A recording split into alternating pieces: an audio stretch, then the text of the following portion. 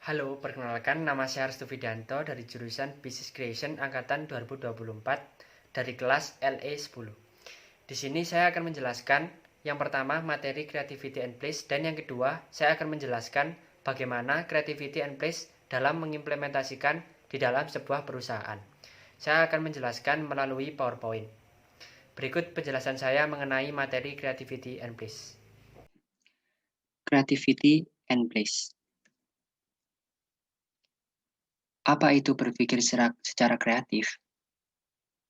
Berpikir secara kreatif dapat diartikan sebagai daya cipta atau kemampuan menciptakan. Berpikir kreatif dapat juga diartikan sebagai suatu kegiatan mental yang digunakan seseorang untuk membangun ide atau gagasan baru. Pada hakikatnya, kreativitas melekat pada kodrat manusia dan berpikir secara kreatif juga sering kita gunakan dalam kehidupan sehari-hari.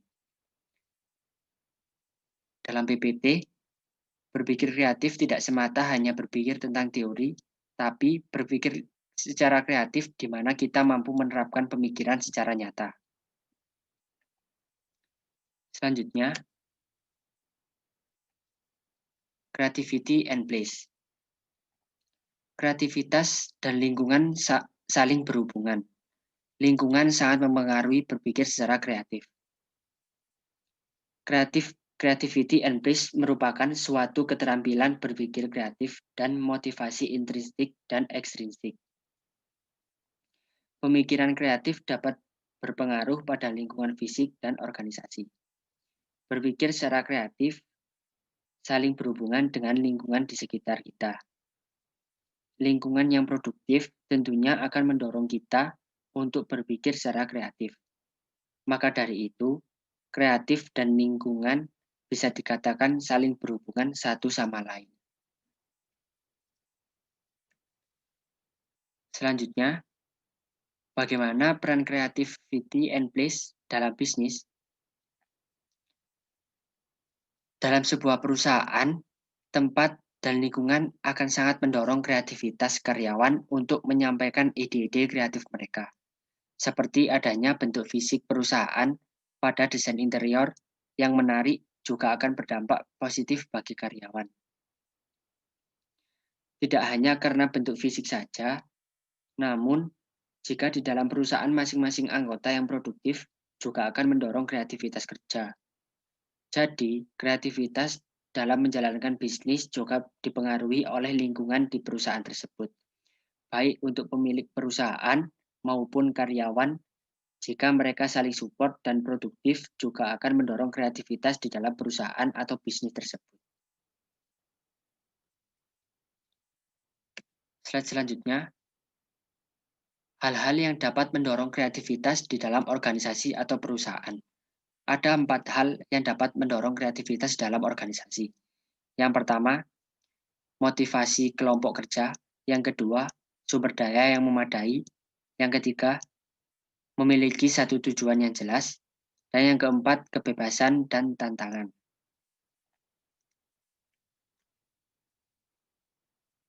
Memiliki satu tujuan yang jelas. Tentunya dalam sebuah perusahaan atau organisasi harus memiliki tujuan dan visi misi yang jelas. Karena dengan adanya tujuan yang jelas dan sama, seluruh anggota tim akan bekerja dengan baik dan memunculkan ide-ide kreatif yang sesuai dengan tujuan yang ingin dicapai. Dan jika sebuah perusahaan atau organisasi tidak memiliki tujuan yang jelas, maka kinerja tim akan merosot karena tidak adanya dorongan dan goals yang ingin dicapai. Sumber daya yang memadai. Dalam sebuah organisasi, sumber daya memadai akan sangat mendorong kreativitas masing-masing anggota tim. Seperti fasilitas yang memadai, dana yang cukup, sehingga dapat mendorong kreativitas di dalam organisasi, bahkan sumber daya manusianya sendiri. Misalnya, dalam sebuah organisasi terdapat kemampuan sumber daya manusia yang berbeda-beda untuk saling melengkapi sehingga ide-ide kreatif akan muncul dengan sempurna. Motivasi kelompok kerja. Tentunya, Dalam organisasi penting adanya dukungan mental atau saling support satu sama lain.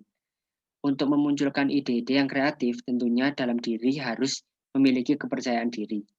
Oleh karena itu, penting adanya dukungan dari masing-masing anggota agar memiliki kepercayaan diri dan memunculkan ide-ide yang kreatif.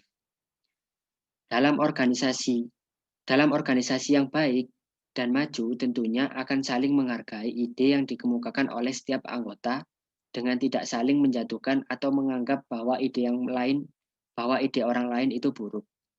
Karena pada hakikatnya semua ide itu bagus dan tidak ada ide yang buruk.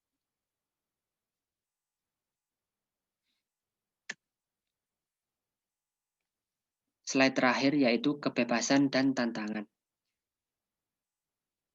Dalam hal ini akan sangat mendorong kreativitas dalam organisasi jika setiap anggota diberi kebebasan dalam mengungkapkan ide-ide kreatifnya, sehingga dapat menambah kepercayaan diri mereka. Dan yang terkait dengan tantangan juga akan mendorong kreativitas seperti adanya proyek baru, sehingga dapat mendorong untuk memunculkan ide-ide dalam organisasi.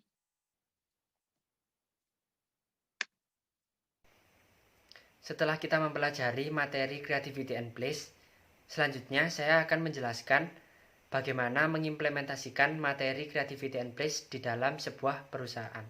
Berikut penjelasan saya. Saya mengambil contoh perusahaan Tokopedia dalam mengimplementasikan Creativity and Place. Tokopedia merupakan sebuah perusahaan perdagangan elektronik atau sering disebut toko daring.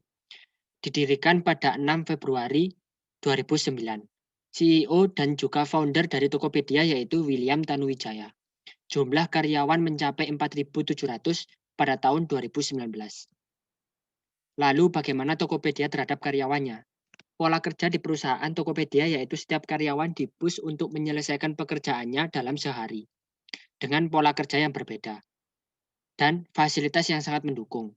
Karyawan dan atasan saling terbuka. Pola kerja di Tokopedia juga mengedepankan self-proaktif.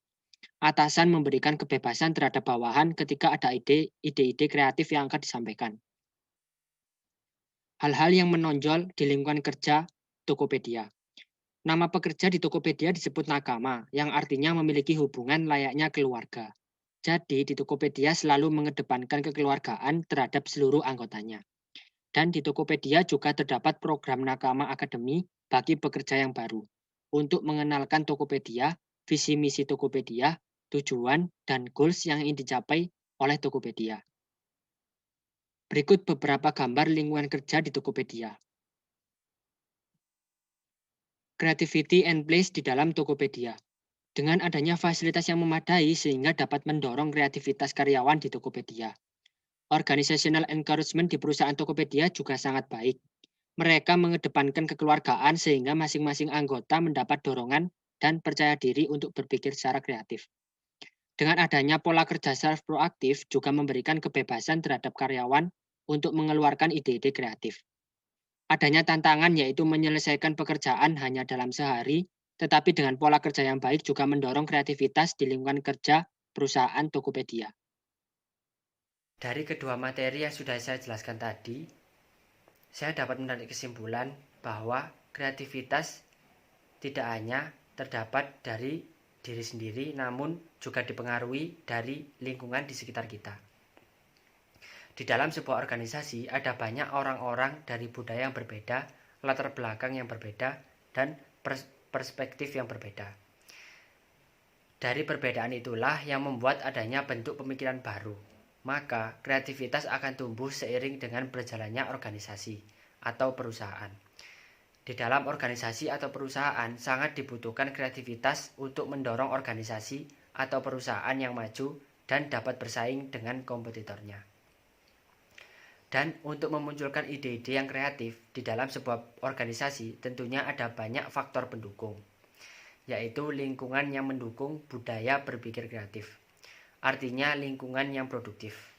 Produktif dalam artian saling support satu sama lain, adanya dorongan, kebebasan dalam mengungkapkan ide, dan lain-lain.